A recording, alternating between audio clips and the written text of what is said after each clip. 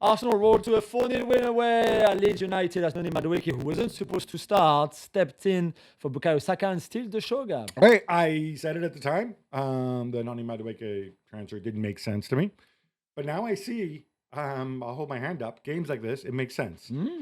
I think in the end, although nobody at Arsenal would admit it, obviously, is that the reason they signed Madueke isn't just because he can also play on the left, which is what they briefed. But hey, you know what? They already had two guys on the left, and he's so much better on the right. Yeah. I think it was also to get insurance, get an expensive insurance policy for Bukayo Saka, and also give them leverage over his contract negotiation. Remember, he only extended his contract this January. Now that's done, I think he's a fantastic addition. It allows you to manage Saka's minutes. Long term, I mean, he's 6 months. Saka is 6 months older than him. I don't know if he's going to want to stick around long term. Yeah. But, cross that bridge when you get to it. Jules, we're not done. We have more quick hits. Yes. We are blessed. It's nervy early on, but Ugo Kitika and Florian Wirtz turn it around for Liverpool, who beat Newcastle 4-1. Jules, those guys are pretty good. They're pretty good. Playing with each other, linking up together. Again, it's not the first time, but we've said it for weeks now. Their partnership is getting pretty special. This is very much their team now. It's probably Wirtz's team even more than Ekitike and Wirtz's team. And I have got an issue with Mo Salah still starting in this team. I don't really understand why he's there. But this is all about Ekitike and Wirtz. Certainly this win was. The defending from Newcastle, especially on Ekitike's second goal, was very poor to say the least. But together on that kind of form, they're almost unstoppable. Newcastle running on fumes, I think, again, we saw that. I think the Champions League took a lot out of them. Maybe they're looking ahead to the League Cup or whatnot. Maybe, yeah. But certainly... It took a long time to bring on Voltemade and Vuisa, for sure. Harvey Barnes hitting the post early on. But defensive help is underway from Liverpool, but not for a while. No, until June, because Jeremy Jacquet, the most promising centre-back in the world right now, only 20 years old, is going to join Liverpool. You called a couple shows ago when he was being linked to Chelsea. You called on that and said, that is a big statement for a guy who's played a handful of games, Jules. Yeah, I mean, 30 Ligue 1 games in his career, which is not many. And when you pay 72 million euros, all in all, with the bonuses, it's a lot of money. But this is how good he is, really. And Chelsea would have been very lucky to have him. Now I really think that Liverpool will be very lucky to have him. He chose Liverpool ahead of Chelsea because both clubs agreed the same deal with Rennes. But Rennes didn't want to let him go now. That's the only reason why he's passing his medical right now as we record the show in Liverpool. Taking his medical and hoping to pass it. But only will arrive in the summer for the start of next season. Enzo Fernandez hits the late three-pointer in injury time, and Chelsea come back from 2 goals down to beat West Ham 3-2. Gab, Liam Rossegna said he would have booed his own players at halftime. Yeah, and I wonder actually if he did, because I was there, and there was massive booing from the crowd. The crowd really, really unhappy. I like the fact that Rossegna is owning it. He says, it's on me. I'm making the decisions. They were terrible. Like, I like this honesty from him. Yeah. The comeback, you can say it showed spirit, and that's true, and belief, and whatever else. West Ham are not really good. You've got 2 forwards there who literally just arrived and don't look like they know each other. I think it's a lot simpler, though. He started the game with Gittins, Garnacho on the wings, Badiashile, and Jarrell Hato at the back. These players were replaced by Neto, Cucurella, Wesley Fofana, and João Pedro. The 4 guys who came on are substantially better than the 4 guys who started, and West Ham are substantially not good. Yeah. So there's a reason they're in the relegation zone. So I think we don't need to overcomplicate this. No. I think the players were embarrassed. I thought you had to be honest on this one. Yeah, but for all the coaching, and we're right, we said he turned the game around with his coaching.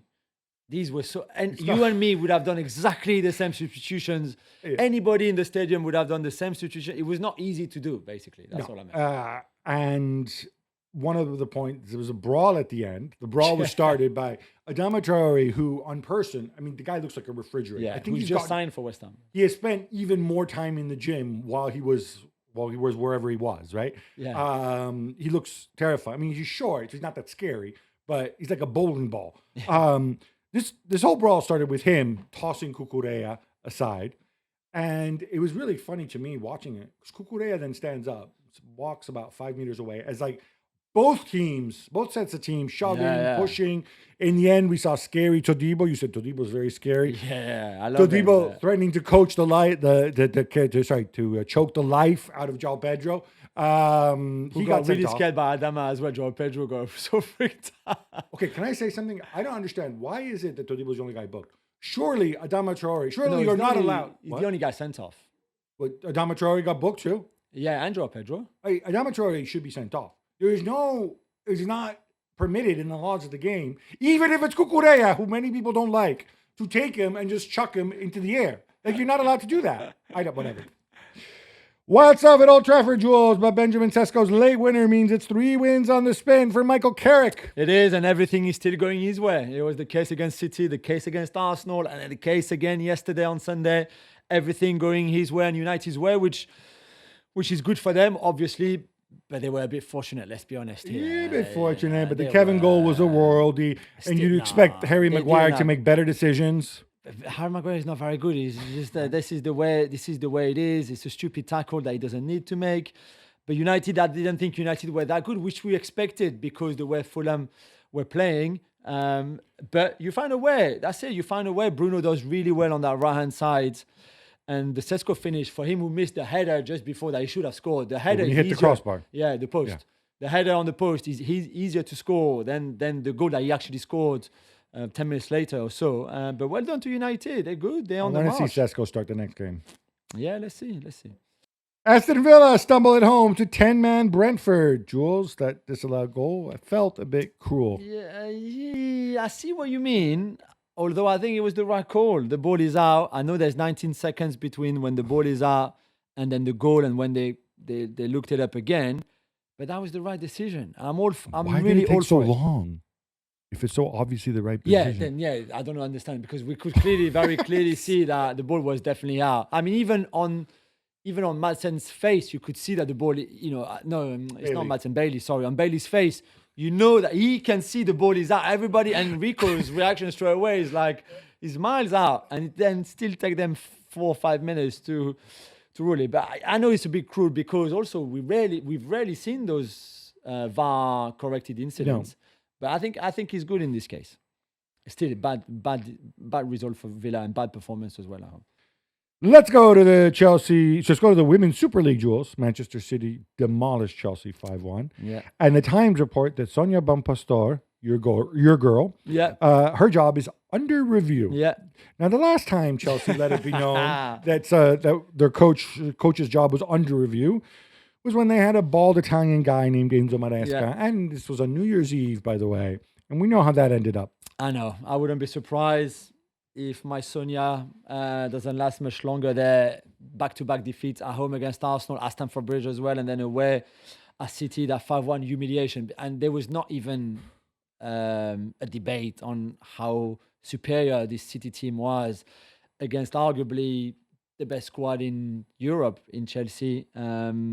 Terrible. I don't know what's going on exactly. I don't know if she's lost that dressing room a little bit. Maybe there's the Champions League coming up, which is arguably You follow this more closely than I do. You said Chelsea have the best squad in Europe, not Yeah, if world everybody's champion fit. Arsenal, not Barcelona. not far. Barcelona definitely not anymore. It's between them and Arsenal. But if everybody's fit, I don't see anybody having a better squad than this Chelsea side. So to be where they are now is disappointing. Absolutely disappointing.